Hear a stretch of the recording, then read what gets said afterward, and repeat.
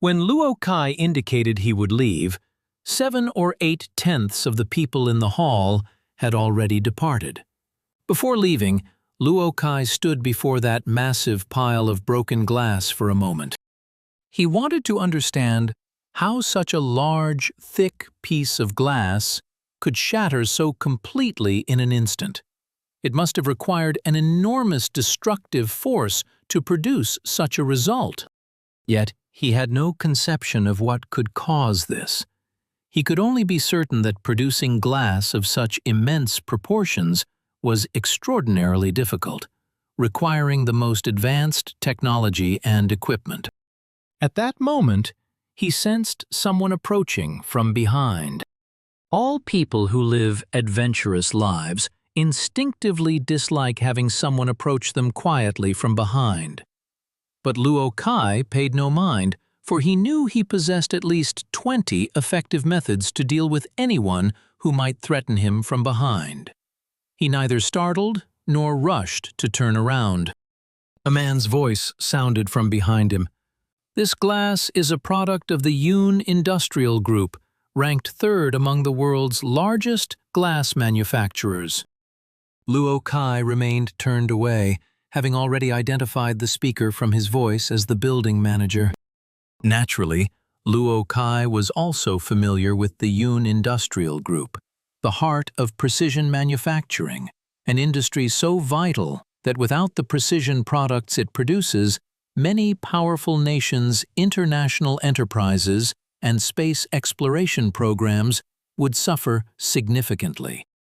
Luo Kai also knew that this industrial group was led by the Yun brothers, who had deep connections with the recently less publicly active but formerly legendary Mulan sisters.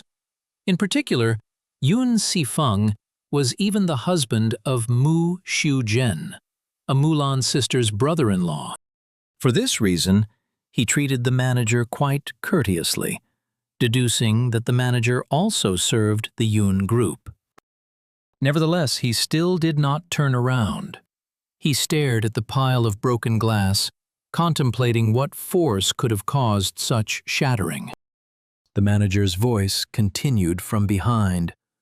"This glass can withstand an impact force of 2,500 kilograms. Mr. Luo, to shatter it like this would require a force sufficient to destroy virtually anything." Upon hearing this, Luo Kai turned around. He saw the manager gazing at him with evident enthusiasm. Luo Kai said, "Yet everything else remains completely undamaged." The manager raised his eyebrows. "Extraordinarily strange. This matter will naturally require investigation. Would you be willing to assist, Mr. Luo?" Without hesitating even 1/10 of a second, Luo Kai replied, "No! I have far too many matters to attend to. I cannot offer you any assistance." The manager's disappointment was evident. Luo Kai didn't look at him further but strode directly toward the exit. Luo Kai didn't find it strange, but even if he had wanted to know what caused it, he would never assist the building manager in any investigation. When the manager heard the tournament host call out Luo Kai's name, he recognized him as the famous Asian eagle. But the manager didn't understand that proud eagles are solitary creatures. Moreover, Luo Kai was genuinely eager to leave at this moment, for through pure intuition, he had good reason to believe that the delicate Korean woman would seek him out as soon as possible. He had gained this sense from her eyes. He left the building. Before boarding his car, he opened the chess boxes to check. Indeed, not a single crystal stone remained in the boxes. The woman's hand had been thorough. After getting into the car, Luo Kai drove to his hotel. Though Luo Kai had arranged comfortable residences in many places, since the tournament was a rather public event, he was staying in a luxury suite at the hotel. Luo Kai's stay at this luxurious hotel was hardly secret. The media had even reported it. This was extraordinarily rare in Luo Kai's adventurous career. he had always taken great care to keep his true identity unknown to others. Yet, he couldn't very well compete with his face covered in a mysterious player facade, so he had no choice but to partially reveal his identity. Fortunately, being a man of great skill gives one great confidence. He wasn't afraid of his true identity becoming known. For this very reason, he believed that the Korean woman, naturally beautiful yet choosing thievery, would have little difficulty finding him. Indeed, the moment he entered the hotel lobby, a staff member approached him. "Sir, there is an urgent message for you." Luo Kai felt no surprise.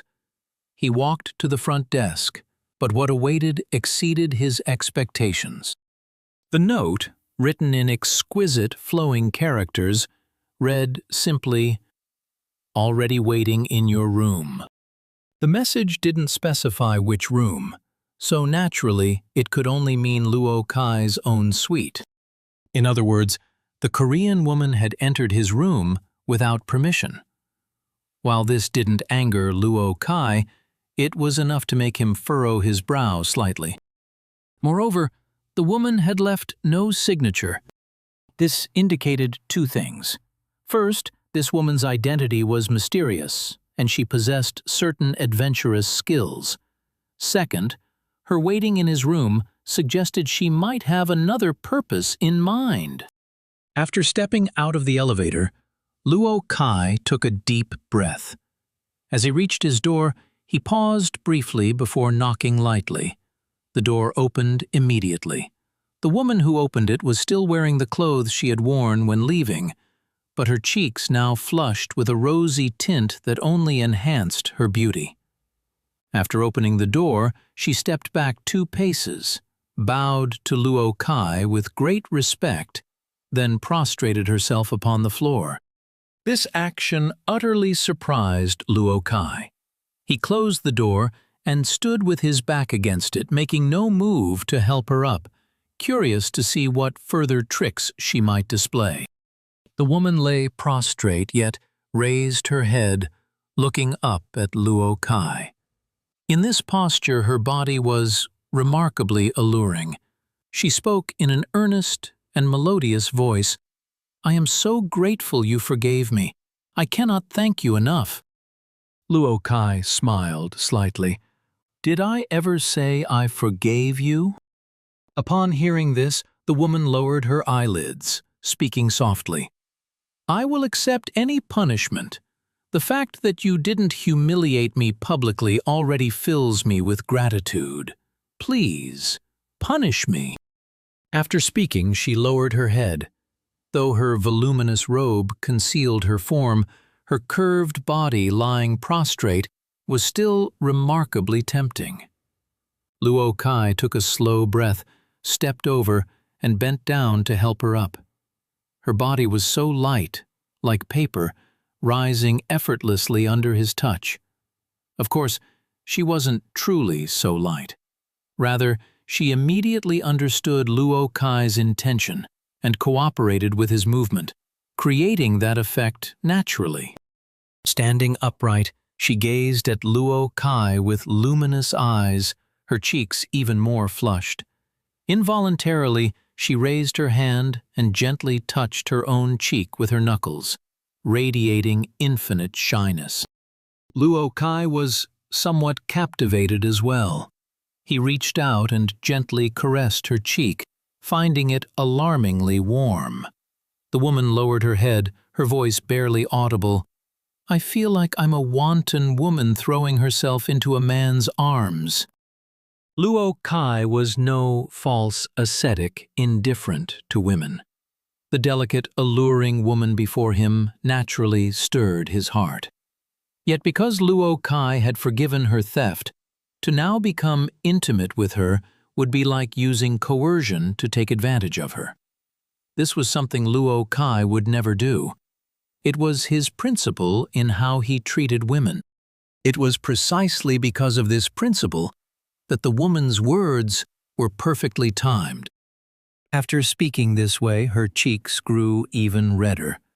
I feel like an improper woman eloping." As she said this, she raised her hands to cover her face. Her hands were pale, almost translucent, with faint blue veins visible, yet they possessed an unusual softness and fullness. Luo Kai grasped her hands and gently pulled them aside. The woman offered no resistance. Instead, her body leaned slightly toward him. Luo Kai kissed her forehead. "Don't you want to introduce yourself?" The woman seemed utterly surprised. She gazed at Luo Kai, her breathing quickened. She asked in return, "You don't want me first?"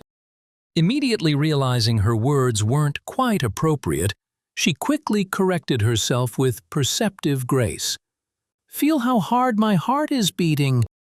She took Luo Kai's strong, powerful hand and placed it on her chest.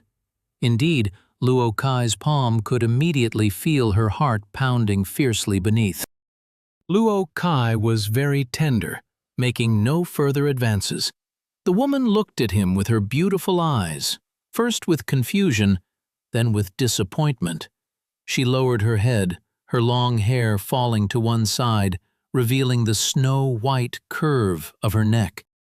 For fair-skinned women, there are 3 particularly alluring places, and the back of the neck is one of them. Luo Kai couldn't help but feel his heart stir. He reached out and gently caressed her neck, and the woman drew in a deep breath. Luo Kai said slowly, "I don't want my actions to contain any element of coercion, nor do I want your actions to carry any sense of atonement." The woman immediately let out a delicate cry, raising her head. Gratitude replaced all other expressions, and she nodded firmly, indicating she understood Luo Kai's meaning. Luo Kai stepped back 2 paces and made a gesture inviting her to introduce herself. The woman bowed respectfully. "My name is Kim A-hwa. I am the 37th generation successor of the Geum Chuibu." Luo Kai was momentarily stunned, not expecting such a direct and straightforward introduction. Kim A-hwa, not a particularly unusual Korean name. Among Korean surnames, Kim is indeed common. What made Luo Kai pause was her introduction of her identity. Had Luo Kai not been well-traveled and knowledgeable, he truly wouldn't have known what Geum Chuibu meant. He might even have mistaken it for a martial arts sect, though it did have some tangential connection to martial arts, yet was fundamentally different. The Geum Chuibu, also known as the Geum Chuiband, was an organization of thieves, pickpockets, and robbers. In summary, taking without asking, using intelligence and technique rather than violence, was the domain of the Geum Chuibu. It could be said to be the largest theft organization in Northeast Asia. Its influence extended throughout Korea and even into Japan, with rumors that it even had presence as far north as Sakhalin Island. The Geum Chuibu was not a modern organization. It had an extraordinarily long history, traceable to at least 1,000 years ago. According to legend, the founder of the Geum Chuibu came from the Jianghuai Plain of China. The people of the Huai River region were impoverished, producing particularly many thieves and pickpockets. As these skills spread from the Yellow River region to Hebei, then beyond the frontier or across the seas, Chinese stealing techniques traversed mountains and crossed oceans, arriving in Korea, Japan, the Ryukyu Islands, and even Southeast Asia and the Philippines. It seemed disrespectful to ancient China, but a great tree has dead branches, and 5,000 years of history naturally encompassed thieving techniques among other things. Since the founding of the Geum Chuibu, Luo Kai himself could not have known how many years had passed. But hearing Kim A-hwa just now, that she was the 37th generation successor, was sufficient proof of over 1,000 years of history. According to Luo Kai's knowledge, the Gumchuibu's recruitment standards were extremely strict. They didn't accept just anyone. Everything followed ancient methods of training, and all rules were enforced with considerable rigor according to traditional practices. The exact number of Gumchuibu members was subject to wild speculation, but in Korea alone, they likely numbered over 30,000. It was truly hard to believe that the mastermind of such a historically significant, large-scale theft organization would be this delicate, charming, and captivating young woman. For a moment, Luo Kai's expressions were remarkably varied. Kim A-hwa blinked several times. Luo Kai was stunned. I know of the Gumchuibu, yet that such a priceless go set would require the help of the Gumchuibu's leader herself is truly unbelievable. Kim A-hwa laughed charmingly. You don't really believe I'm the 37th generation successor of the Gumchuibu. Luo Kai raised his eyebrows, indicating that was indeed his thought. Kim A-hwa's face suddenly flushed. She abruptly turned around, facing away from Luo Kai, bent over, raised her hips, and pulled up her robe all at once. This movement was truly abrupt, suddenly exposing her snow-white, perfectly rounded, full buttocks to Luo Kai's view. Though she wore undergarments, they were the minimal sort possible, making her ample buttocks appear even more tempting than complete nakedness. As Luo Kai gazed upon her round, full, breathtaking posterior, he understood why she had done this. She wasn't displaying her beautiful buttocks, but rather demonstrating her identity. What Luo Kai, the Asian eagle, witnessed next was, despite his extensive experience, something he had to acknowledge as truly remarkable, a sight he had never seen before and likely would never see on anyone else. First he observed that upon the snow-white, dazzling buttocks, on each of the two perfect hemispheres, there was an extraordinarily unique tattoo, a golden tattoo no less. The tattoo lines were remarkably fine. The designs on both sides were identical, not overly complex. At first glance, one could discern that each depicted hands, yet each hand possessed numerous fingers, like superimposed photographs, with finger positions varying, some extended, some curled. It was impossible to count exactly how many there were. At this very moment, Kim A-hwa began to hum softly. Her voice was gentle and melodious. The melody was unfamiliar to Luo Kai, yet it was supremely pleasant to the ear. As she hummed, her waist swayed, bringing her buttocks into rotation. Only now did Luo Kai witness the true marvel. Kim A-hwa possessed the ability to control the muscles of her buttocks as she rotated, contracting and releasing them rhythmically. Thus, as her round posterior rotated with grand movements, it also trembled with subtle motions. Combined together, the two golden hands tattooed upon her buttocks appeared to come alive, beginning to move. Initially, following the slow humming, the movements of the two hands were not particularly fast, merely showing twisting motions. But as her humming grew faster, the movements of the hands accelerated too. It was based upon the principle of animation, the human eye's ability to retain images for 1/15th of a second, creating the illusion of movement. And upon Kim A-hwa's buttocks appeared two agile, transforming golden hands performing various actions.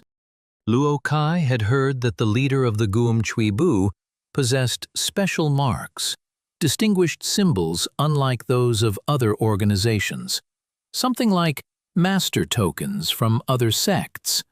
but he had never imagined it could be so extraordinarily unique. At first, naturally, Luo Kai's eyes were dazzled, but soon, as the rapidly rotating and undulating buttocks triggered increasingly powerful impulses within him. Yet, in the end, Kim A-hwa became no different from any woman whose desires had reached their peak. She abandoned her special techniques to please her partner, and instead surrendered herself completely to the bottomless ocean of pleasure. Then came a rather long period of silence, a strange quietness where they could hear not only each other's heartbeats, but even the sound of perspiration being squeezed from their pores. The sound of breathing came only after, rapid and gasping from prolonged breath-holding. Kim A-hwa's arms wrapped around Luo Kai's body. Luo Kai's complexion was healthy and tanned. Kim A-hwa's was fair and pale, creating a starkly striking contrast. Their bodies also exhibited this contrast. Fair-skinned women are beautiful, yet the pale complexion of Europeans differs from that of Asians. The fine, pale complexion of Northern Asians was virtually breathtaking. After quite some time, Kim A-hwa's gasping finally subsided. She released a small moan, pressing her cheek against Luo Kai's firm chest. Luo Kai also controlled his breathing, gently embracing Kim A-hwa. Kim A-hwa said slowly, "You have not only saved me, but also given me a new life." Luo Kai rolled over and lifted Kim A-hwa's entire body with both hands, and she immediately arranged herself in an exceedingly alluring pose. Luo Kai set Kim A-hwa down gently, letting her body rest softly against his, and kissed the tip of her nose. "Have you studied acrobatics?" Kim A-hwa nodded. "I was a principal acrobatic performer in a state-level circus troupe. I began soft body bone training at age 3 and won a gold medal at an international circus competition at age 12. Luo Kai showed surprise in his expression. He was essentially asking, how did an outstanding acrobat become the leader of the Geum Chuibu? Kim A-hwa slightly raised her upper body.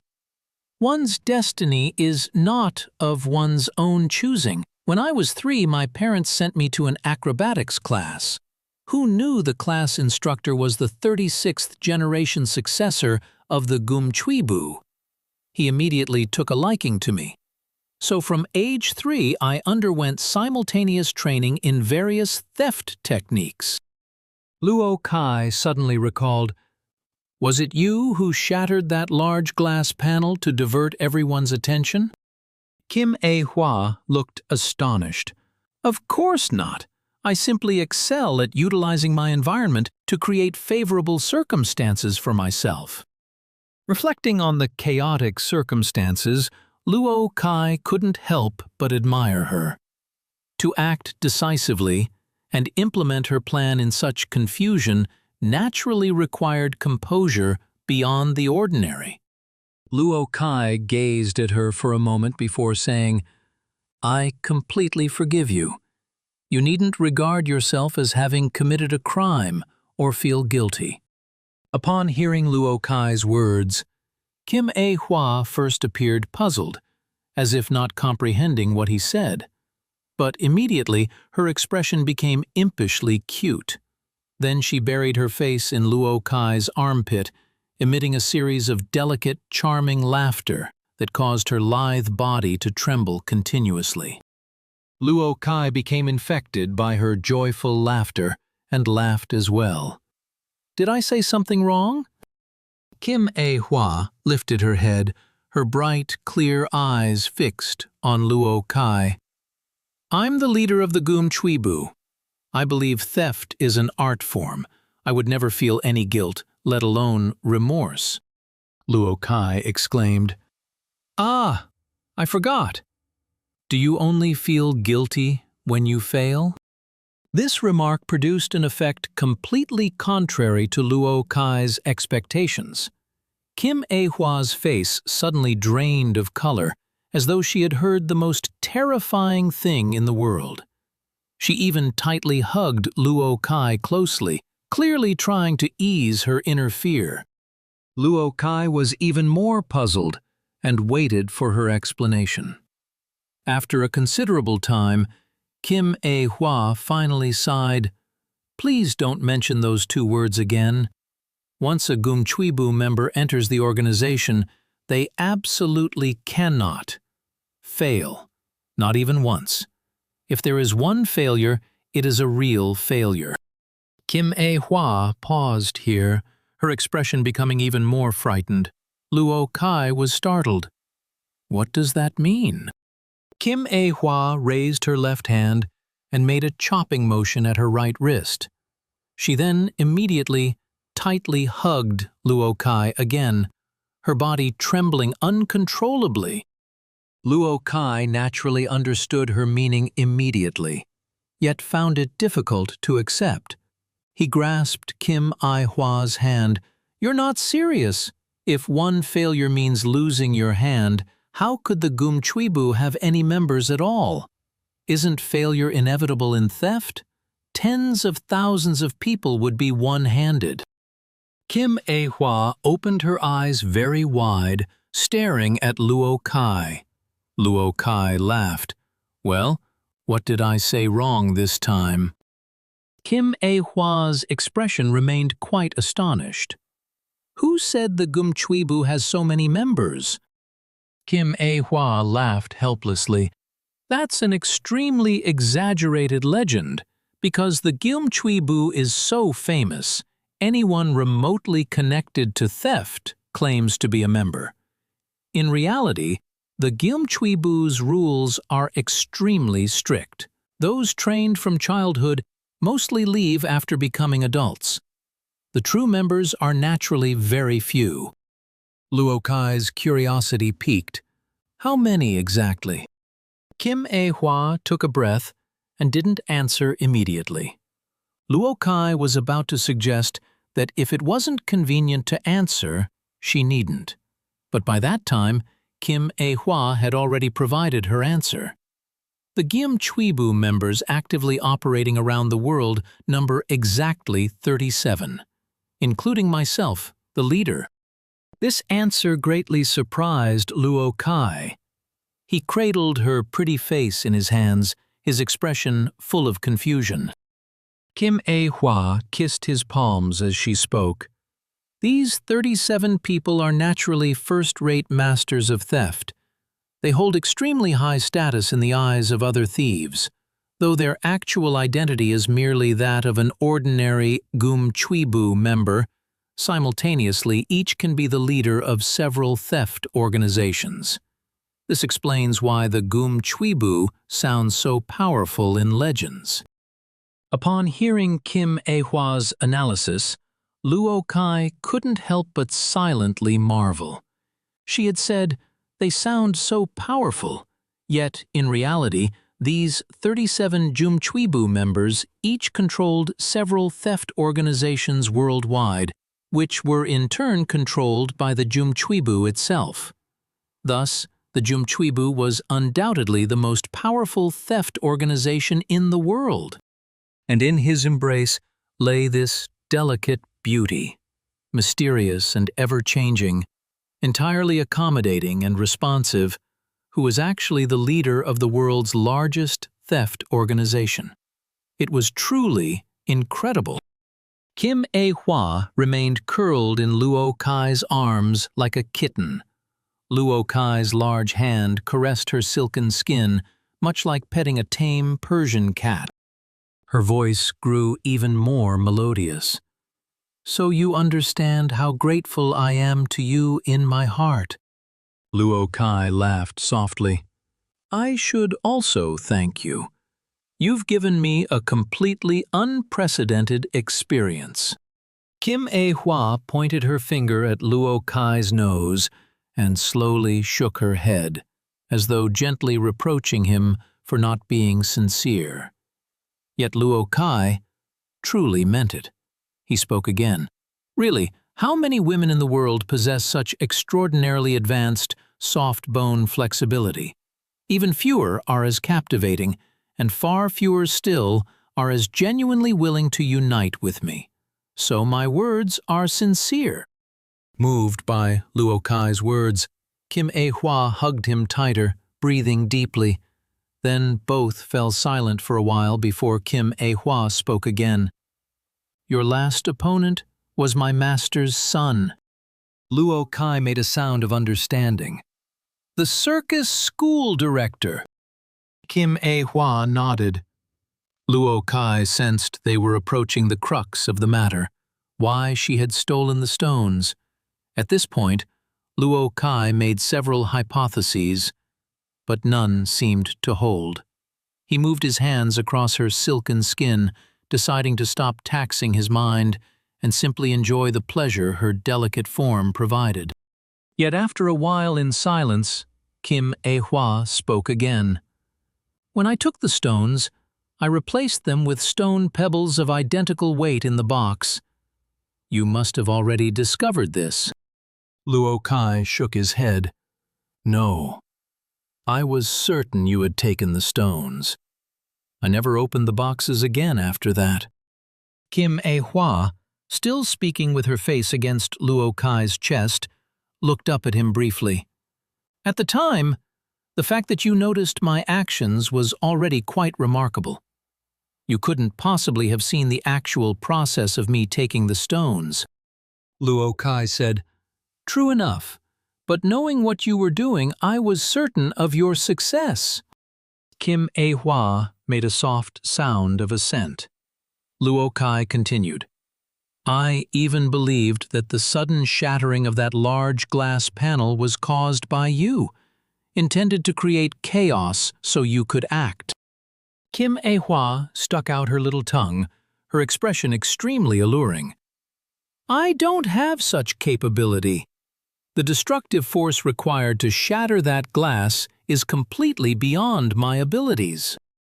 Luo Kai couldn't help but ponder again. What immense destructive force had caused that large glass to shatter? Where could such force have originated?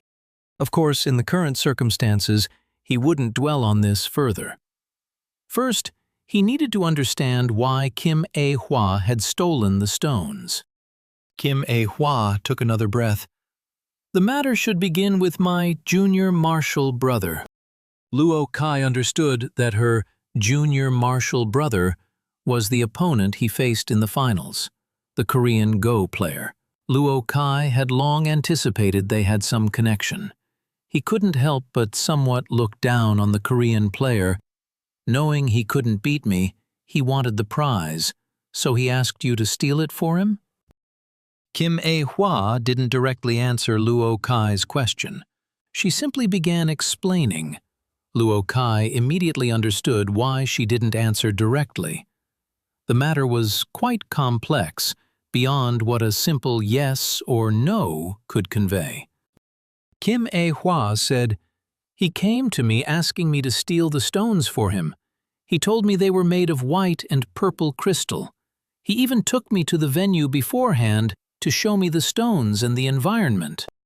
Luo Kai made no sound, simply placing his hand on her slender waist, patting it rhythmically. This would make whoever was being patted quite comfortable, so Kim Hua occasionally emitted soft sounds during her narration. Kim Hua suddenly straightened her legs. For me, this was an easy task, so naturally I agreed. But I also asked him why he didn't try to win the stones. Luo Kai made a sound from his nostrils, indicating he already knew the answer to this question. Yet, Kim Hua's actual answer differed somewhat from what Luo Kai expected. Kim Hua said, His answer was threefold. First, he knew he couldn't beat you in the match. Second, you're no ordinary person. He vaguely sensed you were a very formidable figure in the underworld. Third, He knew that the mysterious person who donated the prize intended for the stones to fall into your hands. Luo Kai had been keeping his eyes half closed, but upon hearing this, he suddenly opened them fully, for after seeing this mysterious championship prize, he had sensed exactly this. And now that Kim A-hwa said the same, there was clearly something suspicious afoot. Kim A-hwa also suddenly drew a sharp breath. My junior brother somewhat knows the origin of these stones. From childhood, he adored Go and loved hearing all stories and legends about Go sets. Given his respectable skill, he knows many Go players and enthusiasts. From an elderly man, he heard something about this particular set. Luo Kai slightly tilted his head while sitting up partially. Kim A-hwa naturally adjusted her posture accordingly. Due to her remarkable flexibility, she remained snugly against Luo Kai under any circumstances. Luo Kai asked, "Does this crystal Go set contain a secret?" Kim A-hwa didn't answer immediately, her expression thoughtful.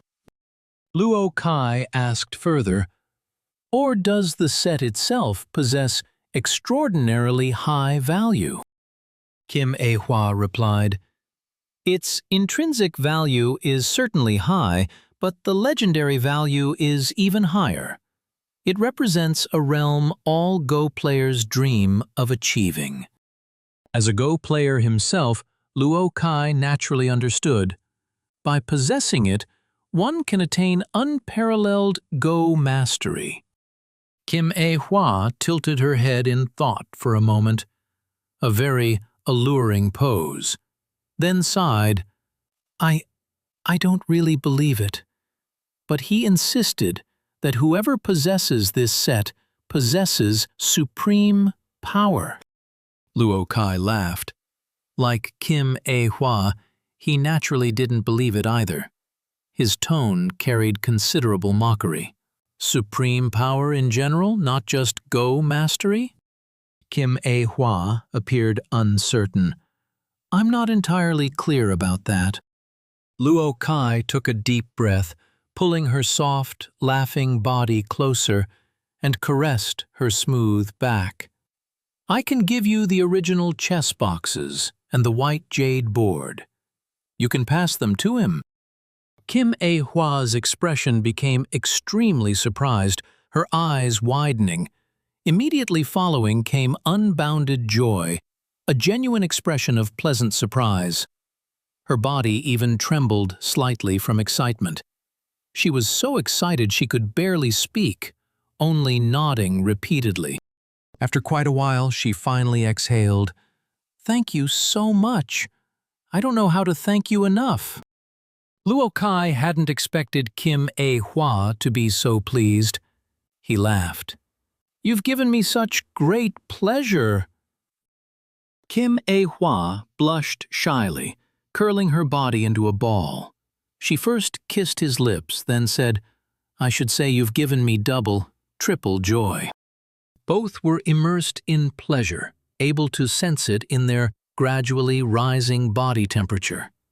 But at precisely this moment, the telephone's ring rudely shattered the mood. Kim A-hwa immediately made a funny face at Luo Kai and whispered, "Which beautiful woman is calling you?" Luo Kai was unable to answer this question, as he himself had no way of knowing who was calling. He sighed. "I forgot to tell the operator not to put through any calls." Kim A-hwa quietly got up, retrieved the phone, and handed it to Luo Kai. The moment the phone was picked up, one thing was certain. The caller was extremely impatient, as 7 or 8 calls of "Eagle" had already been heard. Luo Kai took the phone and made a sound of acknowledgement. A very young man's voice came through. "Eagle, it's Bao Bao. Do you remember me? We once solved the puzzle of the God's box together in Taipei." Luo Kai naturally remembered that charming young man. He had a very favorable impression of Bao Bao, and his previous reluctance to take the call immediately vanished. He sat up straight. The Kim A Hua beside him immediately sensed this was an important call, so she simply embraced him quietly, cuddling against him like a small cat. Luo Kai answered with a smile. "Of course I remember. Where are you? How did you know I'm here?" Bao Bao said, "I'm at my place. Knowing you're there is quite strange. Do you have time to listen carefully?" Luo Kai laughed heartily. "Can I choose not to listen?" Bao Bao also laughed. "Really, talking with the eagle, one should abandon all worldly pretense. You have no choice. Even if you have a beautiful woman at your side, you must listen." Luo Kai laughed even louder. "I do indeed have a beautiful woman at my side." Bao Bao exclaimed repeatedly, "Excellent, excellent!"